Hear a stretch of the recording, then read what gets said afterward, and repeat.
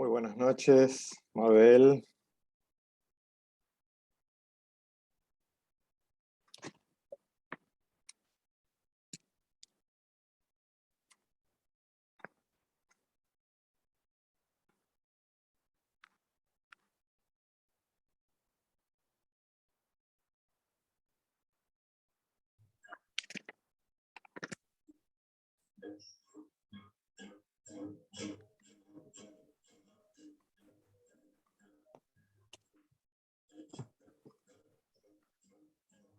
¿Qué tal?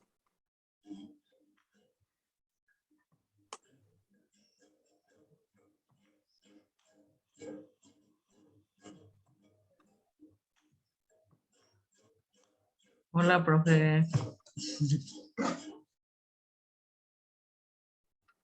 ¿Cómo está? Muy bien, muy bien. No sé Buenas qué apreté que me fui a noches. otro lado. Vamos esperando. ¿Cómo está? Bien, bien. Gracias a Dios. Hola, Miguel. Hola, ¿qué tal, Mabel? Hola, profe. ¿Qué tal? Buenas Bien. noches, bendiciones. Muy bien. Voy a prestar atención, más atención hoy porque estamos hablando de la edad de mi hija. Ah, 10 años. Qué Voy a bueno. poner en altavoz para que Para que pueda escuchen. escuchar toda la casa, sí. Ok. Ok, vamos a esperar un ratito, unos 2 minutitos más, a ver si se conectan eh, algunos compañeros. Y ya comenzamos.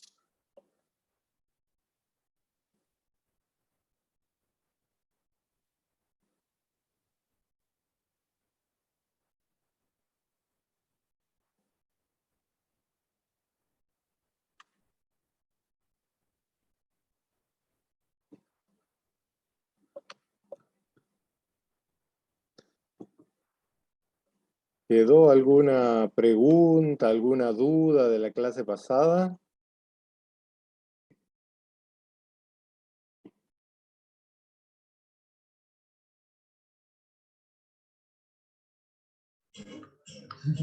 A mí me quedan de repente algunas cositas, pero lo que usted comentó no era tanto de la duda que me quedó, no era tanto de la psicología evolutiva, sino usted dijo que ya no hubo no hay teólogos liberales desde hace 100 años. Y sí, más. ¿En serio? Pero sí Ujú. sigue habiendo cristianos liberales. Depende de qué llamamos liberal. O sea, la teología liberal es una escuela teológica con métodos específicos, con hipótesis específicas, y como tal, ya no existe. Desapareció por completo.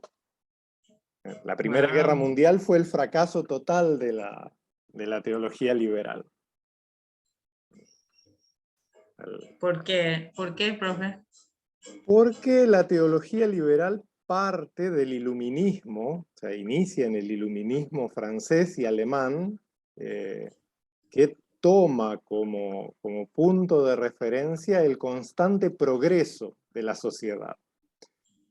Y el aparente progreso europeo a lo que llevó fue a la guerra franco-prusiana de 1870, a la Primera Guerra Mundial y a la Segunda Guerra Mundial. El ideal del progreso siempre fue el ideal del dominio. Y sobrevive la teología liberal en los que hoy se llaman conservadores, en los fundamentalistas. Como decía ¿En serio? sí, como decía un profesor mío, el fundamentalismo y el liberalismo teológico en el fondo son lo mismo. Ellos reducen la palabra de Dios a la razón humana. Unos dicen que la Biblia es un conjunto de fórmulas de la cual se derivan fórmulas racionales. Es el fundamentalismo. Y vamos a seguir llamándolo el liberalismo o progresismo teológico, ya tiene sus ideas y las inserta en la Biblia, pero en el fondo es lo mismo. Es poner la razón humana por sobre la palabra de Dios. Entonces, tanto el liberalismo como el fundamentalismo son racionalistas, y al ser racionalistas son contrarios a la palabra de Dios. El pecado fundamental es querer nosotros imponer nuestro pensamiento a la palabra de Dios. Entonces, realmente los herederos del liberalismo como escuela teológica son los fundamentalistas.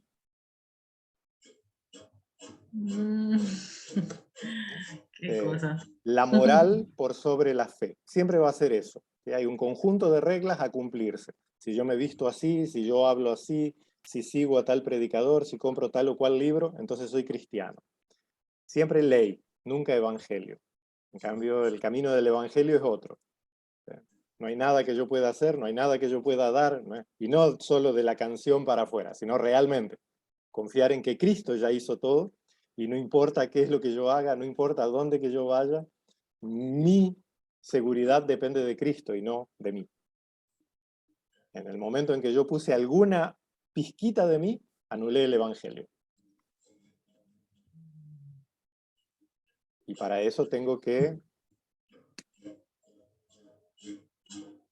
Por eso Pablo dice que el camino del evangelio es siempre la cruz. Dietrich Bonhoeffer, un teólogo famoso, alemán, muy para los gustosos de la teología norteamericana, muy liberal, pero en realidad radicalmente cristiano. Él decía, cuando Cristo llama a alguien, lo llama para morir. Estar en Cristo es estar muertos para el mundo. Ya no vivo yo, sino Cristo vive en mí. Y la vida que ahora vivo, la vivo en la fe del Hijo de Dios, el cual fue crucificado por mí. Por lo tanto, yo estoy muerto para el mundo y crucificado para él. Eso no son solo palabras para sacar alguna teoría filosófica o teológica. Esa es la naturaleza del Evangelio. Todo lo necesario para nuestra salvación, todo lo necesario para nuestra vida cristiana, todo lo necesario para nuestra santidad, ya fue hecho por Cristo. Y es dado por Cristo, gratuitamente. Buenas noches, David. Bendiciones. Ahora sí, ya estamos un grupito como para empezar la clase. Amén, gracias, profe. Igualmente. Llega David y empieza la clase, el alma de la clase. ¿Viste? Ahí Qué llegó Carlos importante. y ahora sí Qué ya empezamos importante a que los eso. gritos, la gesticulación, los chistes malos. Muy buenas noches, profesor. Buenas noches, bendiciones. Bienvenido. Gracias. Hoy vamos, ahora sí que ya somos un número, ¿no? Que donde 2 o 3 están reunidos conmigo, ya es una clase. Pero ya somos un poquito más, ahora vale la pena dar la estructura de la clase. Hoy vamos a hacer un poquito diferente. Vamos a tener la primera hora, la parte descriptiva. Hoy terminamos con las etapas de Piaget y empezamos con la clase en serio la próxima semana. Con cosas que a mí me interesan, ¿no? Que no es solo la evolución intelectual, cognitiva o escolar, sino cómo realmente los seres humanos seguimos desarrollándonos y interrelacionándonos para crecer, no solo como individuos, sino en comunidad. Eso vamos a empezar, Dios mediante, la próxima semana y hasta el final del semestre. Vamos a estudiar una corriente psicológica llamada psicología positiva. No tiene nada que ver con el pensamiento positivo ni nada de esto, sino de que durante muchísimos años la psicología occidental estuvo marcada por lo patológico. Aún hoy en día, cuando yo, por ejemplo, digo, ¿qué estudiaste? Siempre digo teología, ahí prefiero que me digan que no sirvo para nada en la sociedad, a decir, estudié psicología. Ah, entonces tratás loco. No. La psicopatología es solo una de las ramas, y por cierto, cada vez más insignificante de la psicología. ¿No? La psicología positiva entonces toma los aspectos normales, positivos, constructivos del ser humano para fomentarlos e incentivarlos. Y por ese camino vamos a ir nosotros hasta el final del semestre, ver herramientas sí, en el buen sentido, de motivación, incentivo, de ánimo para nuestro ministerio, también para nuestra vida personal, para nuestra vida familiar, y salir un poco de la teoría. Entonces hoy terminamos con este compacto de Piaget, solo que en la hora intermedia no vamos a tener transmisión de Zoom, van a tener un ejercicio práctico. Se van a autotestar en inteligencias múltiples. La cara de David no fue muy... Interesante, interesante. Estaba pensando interesante. Y en el final, perdón, en el inicio del tercer periodo, vamos a compartir brevemente los resultados, más o menos el perfil que sacamos cada uno, autotest, y ver, va a continuar con el esquema de James Fowler, de lo que es la psicología evolutiva aplicada a la vida de fe. Y si Dios nos ayuda en esa intención, hoy terminamos con el esquema de Piaget, que como varias veces tuve la oportunidad de repetirlo, termina entre los 11 y los 13 años, no porque Piaget no considerase que seguíamos creciendo y adquiriendo nuevas habilidades, sino que él era psicólogo escolar y desarrolló su esquema para aplicarlo a la escuela primaria. Entonces, hasta los 13 años. No es, sí es arbitrario su esquema, pero no es arbitrario porque sí. Era porque ahí estaba centrado su foco de interés, que es lo que guía el trabajo científico de cualquier estudioso.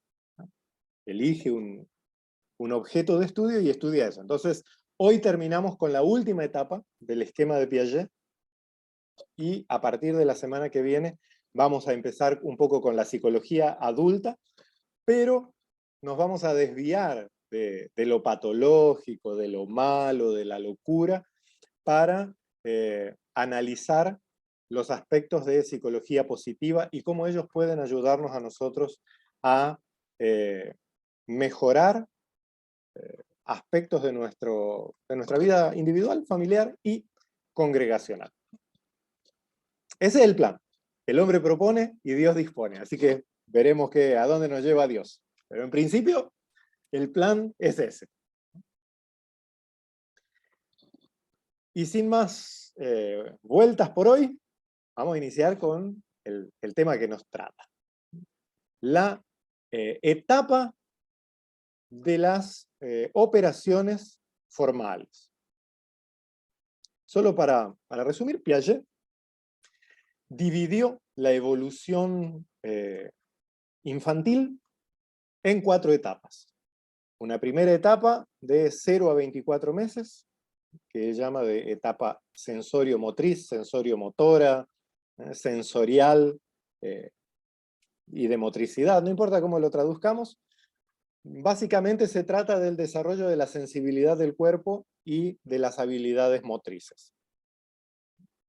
Si eso se produce, entonces tenemos un desarrollo normal. Si eso no se produce, tenemos un desarrollo deficiente o una hiperestimulación si es un superdesarrollo. O sea, si un nenito de 2 años consigue subirse unas barras paralelas y hacer ejercicios de un atleta olímpico, estamos delante de un caso maravilloso, un Superman en miniatura.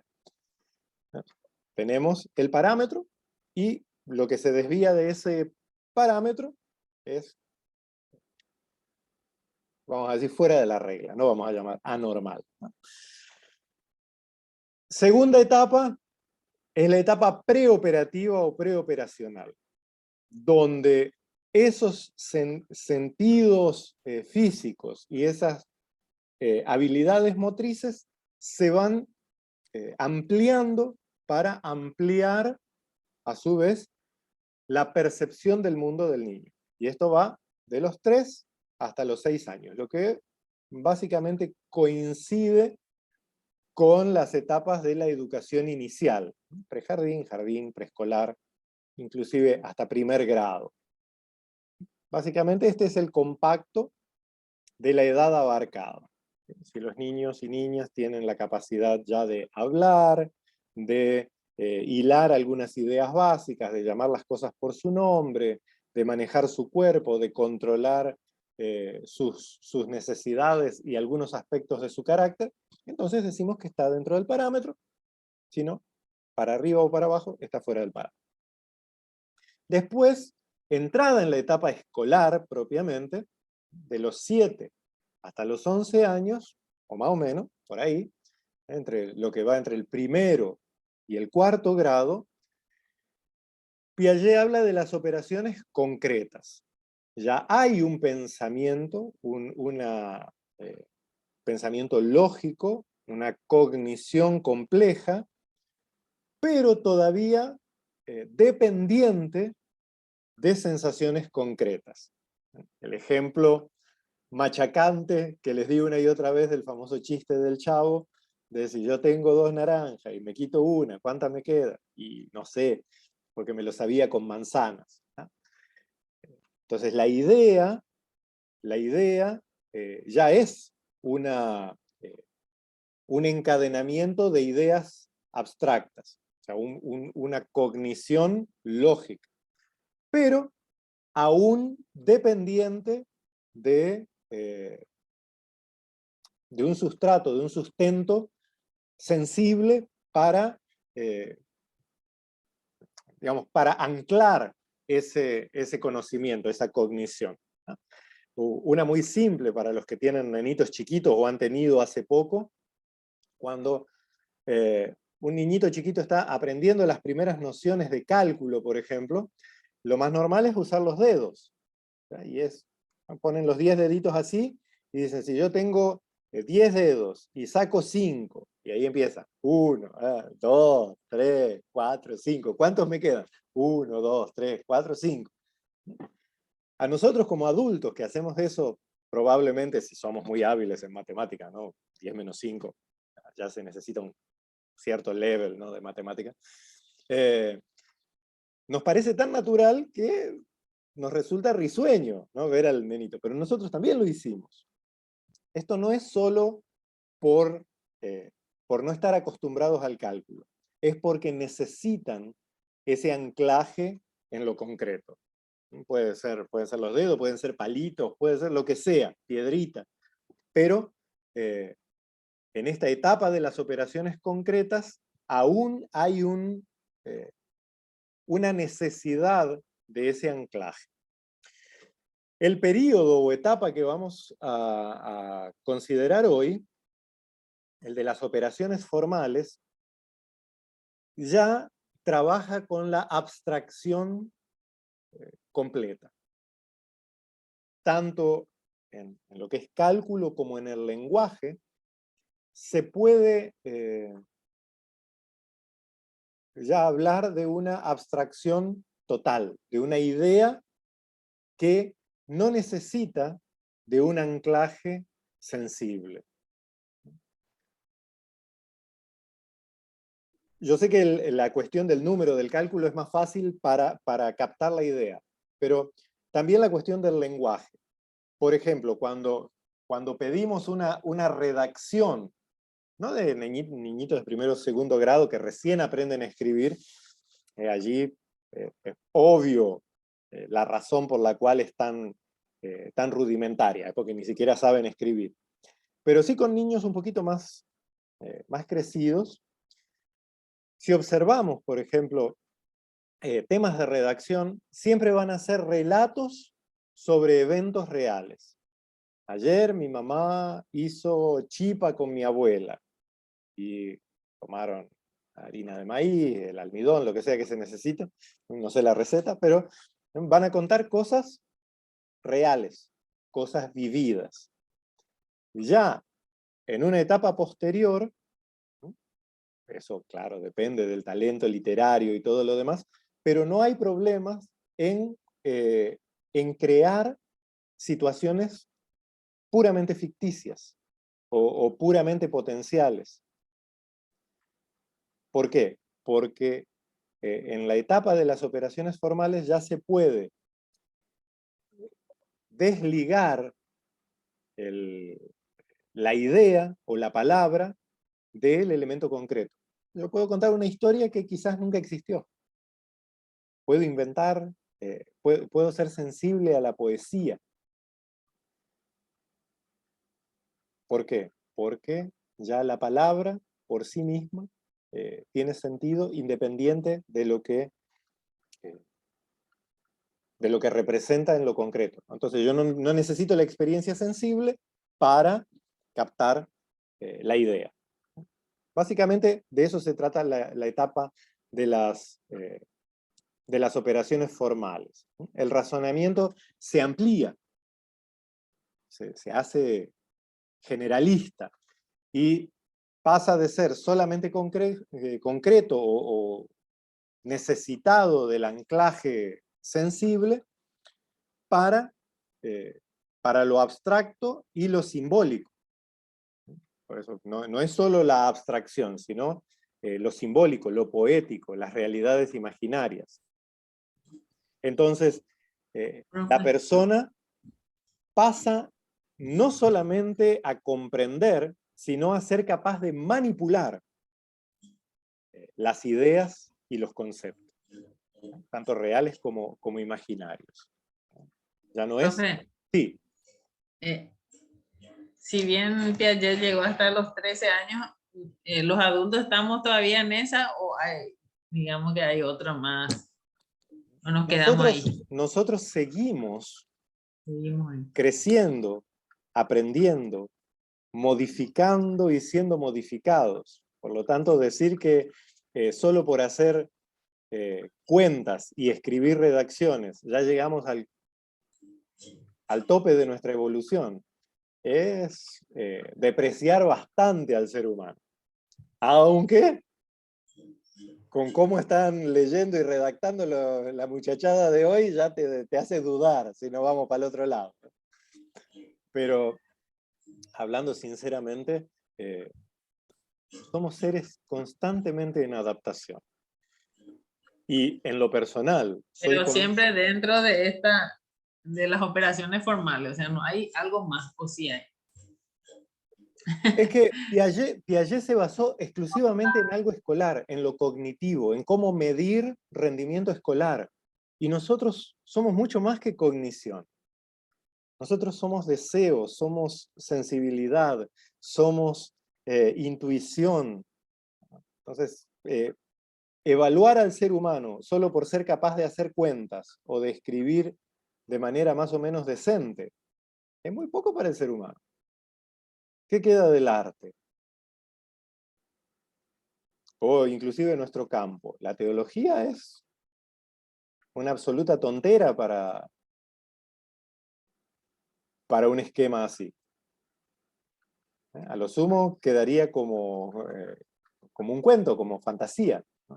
Entonces el esquema positivista, por más que siga en boga, es muy defectuoso. Porque deja de lado no solo realidades trascendentes, que a nosotros nos interesan, sino realidades puramente humanas que son dejadas de lado. Ser muy hábil aún hoy,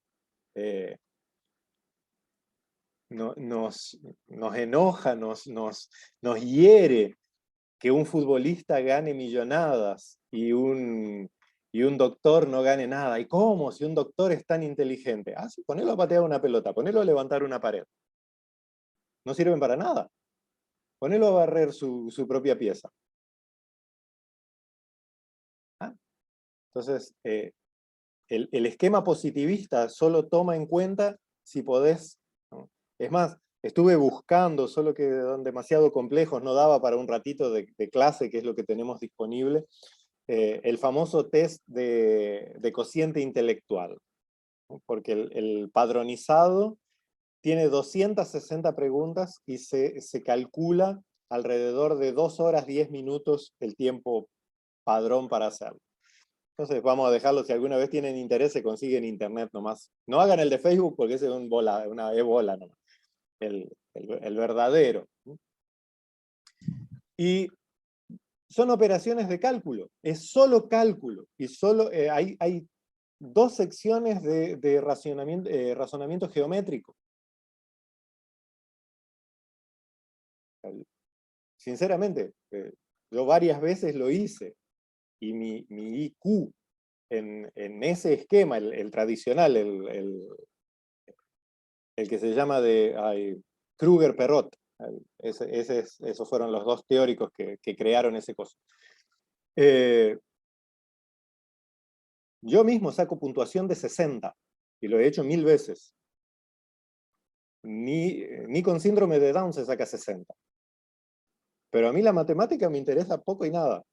Directamente yo pongo crucecita porque no me interesa leer, no me interesa razonar sobre eso, me parece una total estupidez. Pero he hecho más complejos, donde se toma razonamiento lineal, razonamiento lateral. El test de Harvard, ¿no? Por ejemplo, es un test de lógica, ya no de matemática, es un test de lógica. Y ahí he sacado 230, estoy por encima de la mayoría de los genios. Pero también, ¿qué es lo que aplica? Solo la capacidad de relacionar palabras. Yo soy muy hábil con las palabras. ¿Sí? Alguien que tenga razonamiento matemático probablemente también saque de un deficiente mental. ¿A qué es lo que voy con esto? Que esos test no sirven para nada. No sirven para nada. Están basados en la plena subjetividad de algún ñato que dijo, bueno, que me paguen por esto, y yo creo el test y digo cómo se mide. ¿Ah? En resumen, nuestra sociedad valora cosas o dice valorar cosas que no llevan en cuenta la realidad humana. Si fuese tan fácil patear una pelota, todos seríamos futbolistas y a todos nos pagarían millonadas. Y de hecho, hay muchos más médicos que futbolistas talentosos, para decir. Es por eso que a los futbolistas talentosos se le paga mucho más que a un médico. Por más que nos enoje.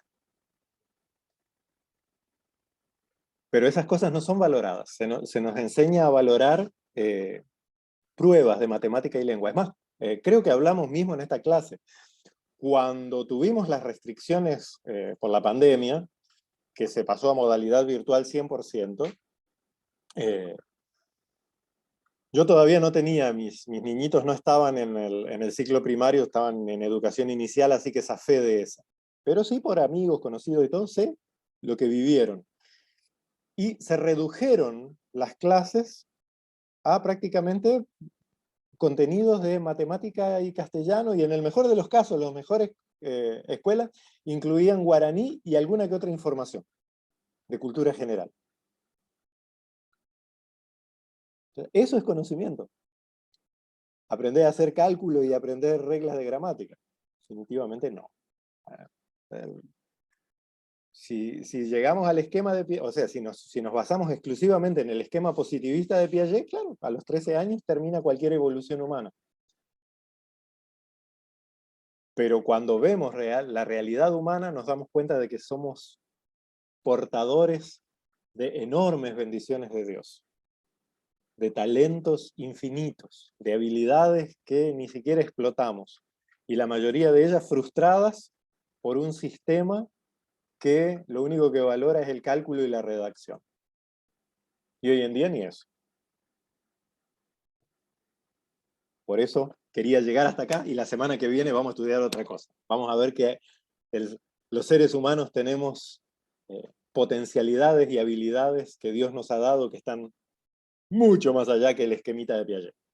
Pero el esquemita de Piaget nos sirve para tener un mapa. Y una frase muy usada en coaching y programación neurolingüística, pero que al final nadie le da bola y es tan cierta, es: el mapa no es el territorio. Esa sí es una verdad. Los esquemas teóricos, los marcos referenciales, son 10 puntos para guiarnos en qué tenemos que observar, pero no son la realidad. Cada ser humano es un milagro único. Vos, yo, el niñito que está allá superdotado y el que está frustrado, todos somos milagros únicos, creaciones personales de Dios, con un propósito más allá de calcular y hacer redacciones.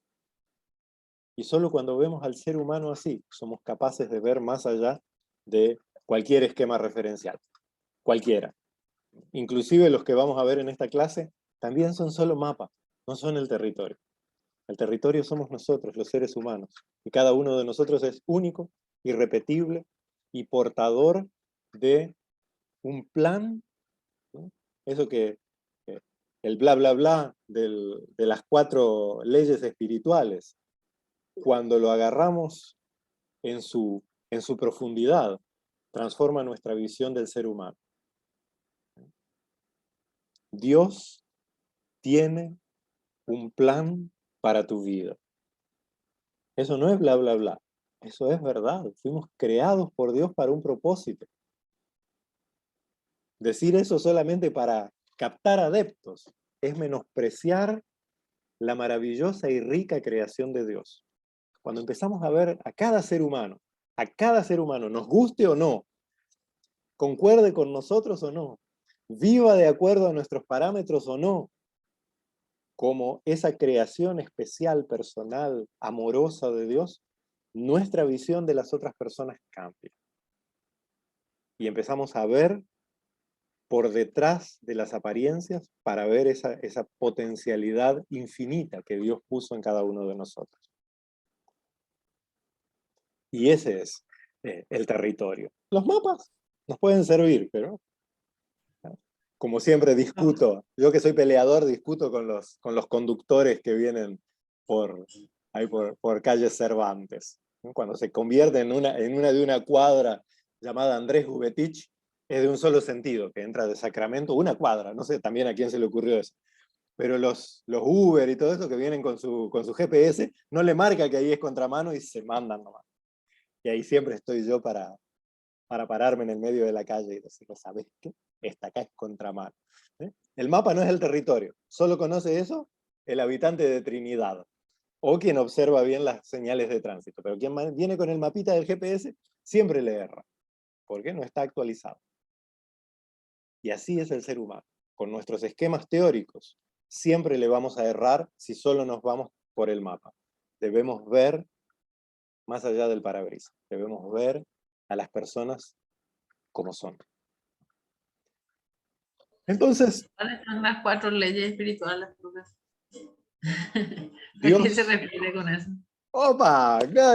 Evangelismo personal. Dios tiene un plan maravilloso para tu vida. Sí, sí, El sí. pecado nos ha separado de Dios. Dios nos ha provisto un Salvador único y suficiente en Cristo Jesús. Acepta hoy mismo a Jesucristo y tendrás la vida eterna. Billy Graham básico. Gracias. Bueno, tomado como un speech, pasa como un speech de ventas, nada más. Pero cuando se va a la profundidad de eso, es tan rico. Dios tiene un propósito para tu vida. Caramba, fui criado, creado por Dios con un propósito único, personal, irrepetible. Es la profundidad que eso tiene.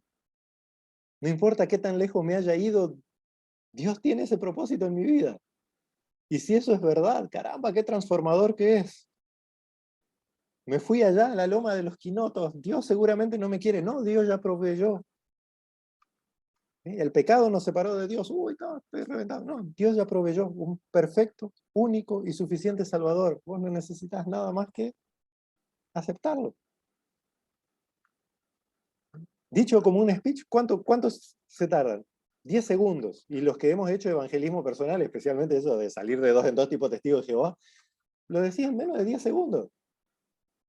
Pero cuando le descubrís el significado, no solo para el evangelismo, realmente para la vida, para el consuelo, para el aconsejamiento, te revienta la mente. Dios tiene un propósito para tu vida, para mi vida, para la vida de cada uno de nosotros. Es infinito, es maravilloso.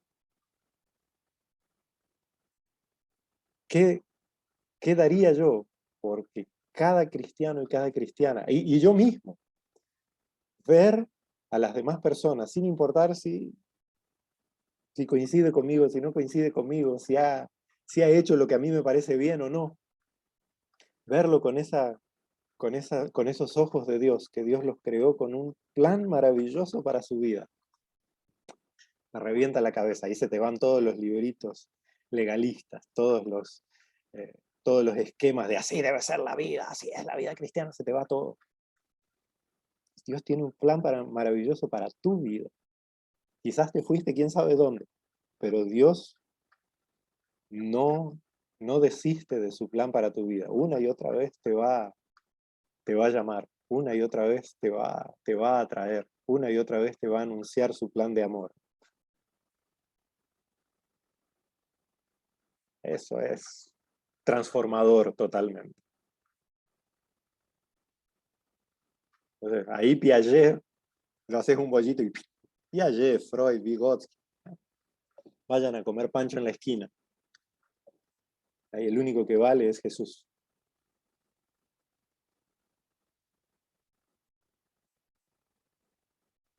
Y la única respuesta es el silencio.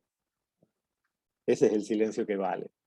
No, en serio, ahí no era peyorativo ni nada. No, es realmente te vuela la cabeza y te deshace el corazón cuando por fin entendés ese. Dios tiene un plan maravilloso para vos, para mí, para cada ser humano de la tierra. Entonces ahí cualquier esquema teórico, no importa el autor, no importa qué tan amplia sea su teoría, no alcanza a describir esa maravilla que Dios puso en cada uno de nosotros. Y no importa qué tanto nos esforcemos por frustrar el plan de Dios, Dios jamás se frustra. Hasta el último aliento está mostrando que Él es soberano sobre nuestra vida y que su soberanía no es una soberanía de tiranos, sino de un Padre amoroso. Ese es el plan de Dios para nuestra vida. No sé, Luis, si estaba levantando la mano o simplemente espantando un mosquito. No, estoy con todos, profe, estaba tosiendo. Me agarró un cuadro de bronquitis aguda y no me quiere soltar. Che. Oh, Dios, a cuidarse. Con los cambios de clima está complicado.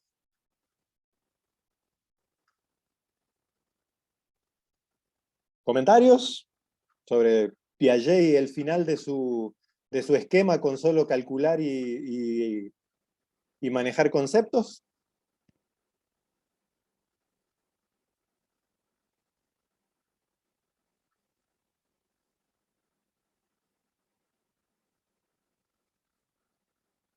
Nada. Bueno, nos vamos a tomar un receso. 19:30 nos volvemos a conectar y ahí comparto con ustedes, tanto en la plataforma para que quede allí, si les resulta más fácil bajarlo, o para que quede allí como documentación del curso, como aquí en el chat, por eso nos reconectamos, porque ahora no nos da el tiempo, el test. Y ahí, aunque vamos a estar conectados, la tarea va a ser hacer el test. Voy a estar para consultas o cualquier cosa, pero el ejercicio es hacer ese test.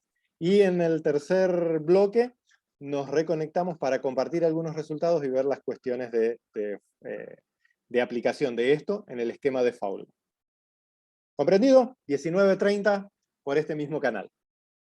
Descansen un poquito, tómense un tecito con miel y limón para mejorarse de eso, Luis Barbera. Dale, gracias, profe. Encomiéndense a Dios. Chao, chao. Gracias, profe.